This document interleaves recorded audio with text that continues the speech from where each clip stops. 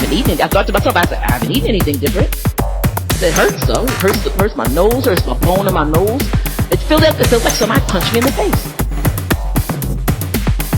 They ain't gonna get away with it. Cause I know who I am. And I know he told me to be fruitful and multiply. And he's rebuked. I've been saying that in my spirit all morning and laughing about it in his face. That's why I got punched in the face. He got mad. He got mad because her hands and her feet. It's not affecting her. What's going on with her? She won't stop praying. Punch her in the face. Come on. Come on. Y'all know when we get frantic, that's what we do. And he's stupid. Why? Yeah, it hurts to clap every time. He's stupid. How is he stupid? Because I said yesterday, when you get addicted, you go crazy. So you start pulling things down. I was talking about the kids. So when he's leaving. I'm telling you, there's going to be a great exodus of the enemy and a great entry of the remnant, the new remnant of God. But he's leaving. So we start leaving, start pulling things down and ripping things apart. You get upset about it? Yes. You throw a tantrum. And when you get upset about something, or you get upset because you can't win a battle, right? You start thinking, okay, I'm going to get crazy. Think about a girl when she fights. You're swinging those fists because you don't control. So you can't box nobody because you can't get a hit off. So you start swinging your fists like you're crazy. And you misplace the hit. He misplaced the hit when he allowed the hit to land on me physically. You don't hit physically. Why? If he hits me physically, it shows, it reveals his kingdom. I love it. Stupid idiot. And it reveals his kingdom. It opens up his kingdom to world eyes. It gives me an opportunity to say, look, church, look, world, look, Charles. Because some of y'all wonder whether y'all in the church or the world. So look, Charles, my eyeball says that there's a real power of darkness. I got pushed out by Satan. And look at it and look at where it is. There's a mark. There's a mark on my eye. It's not just swollen. There's a clear mark on my eye. It looks like it's a circular mark right on my eyelid. And the pressure on my nose, and the pressure on the bone of my nose, and the pressure on my eye says it's not an allergic reaction. It feels like I got punched.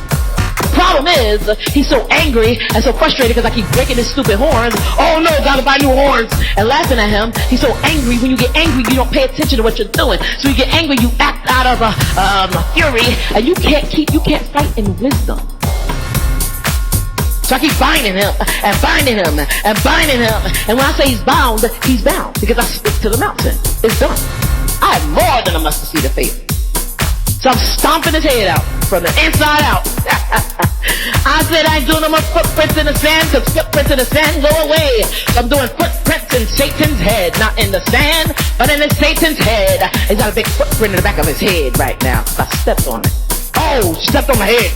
Again. If it wasn't working, why would I get punched in the eye?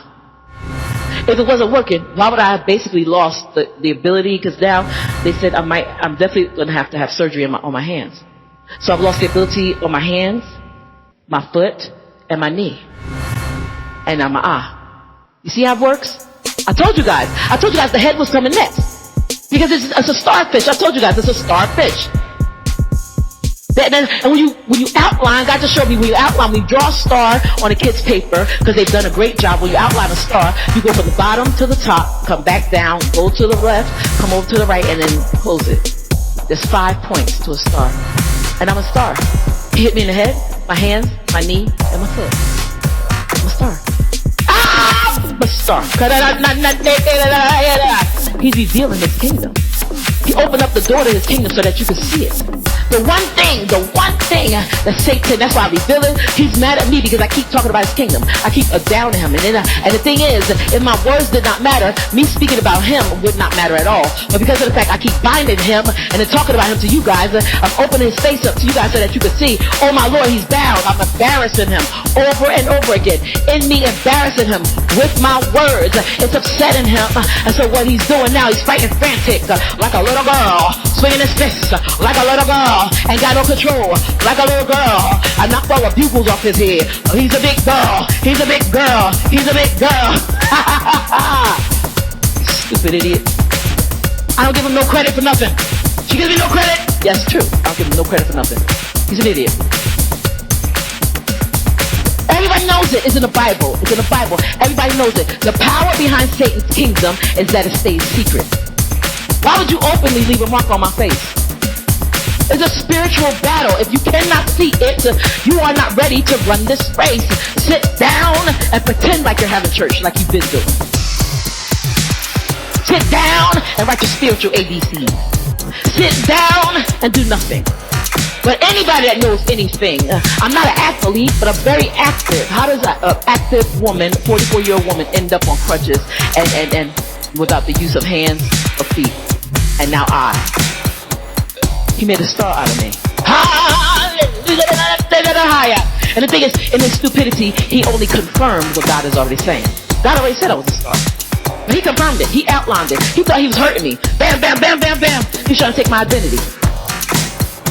Now he punched me in the eye so I can't see who my real big brother is? Absolutely not. He just made me a star. Hallelujah. He confirmed it.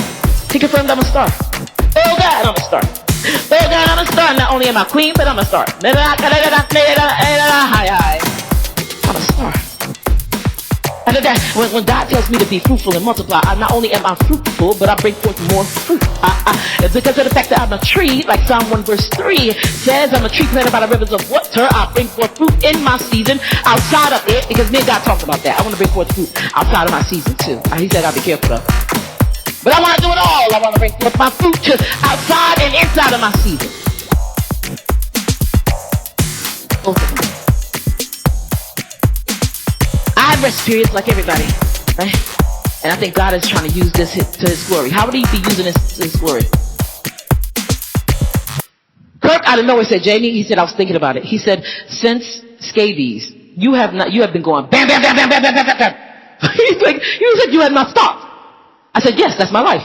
He said, no, like you need a vacation. You need to sit down somewhere. So my orthopedic surgeon, he said, Jamie, rest. The little girl put the cast on my leg. Jamie, rest. Okay. So the people at the urgent care, Jamie, rest. Everybody in church, Pastor Randy, Miss Carol, rest. So I get it. Pastor Randy told me, he said, Jamie, you cannot. I'm taking authority. You cannot be in a pool for 7 hours a day. I was in a pool for 7 hours. Even the people at the pool, Sandra, she's my Zumba teacher. I was like, Sandra, I miss Zumba. She said, Jamie, rest. So I said, oh, no. It's frustrating. But I know these people love me. If I don't rest, I cannot bring forth the fruit that I'm supposed to bring forth. I'll bring forth fruit, but the fruit will be rotten. I'll bring forth fruit, but the fruit will be bruised. How do I bring forth bruised fruit? Because of the fact that you are not sitting still doing your nursing, period. The baby is getting beat up while it's inside your stomach. So when you bring it forth, it comes out with bruises on it. Because you won't sit still. It's getting beat up. All your activity, all your movement. It's getting thrown around. It's getting beat up. Sometimes we have to sit still and let God bless us. But that's rest that's called for by God. Not rest that we've been calling for ourselves in fear. False evidence appearing real. Let me ask you then, are you resting? Or are you afraid? See, because Adam and Eve, they got outside of the garden. And they thought, when God said, be fruitful and multiply, we get it. He said it in the garden, but they did not do it. Why? Because they were surrounded by fruit. So when God said, be fruitful, they didn't think of ways besides what they were doing to be fruitful. If the two became one flesh when they got married, why weren't they pregnant? Why did kids not come forth in the garden? The edict was be fruitful and multiply, right? But the Bible says the two became one flesh. So the two became one flesh. They were having sex. Why were they not pregnant?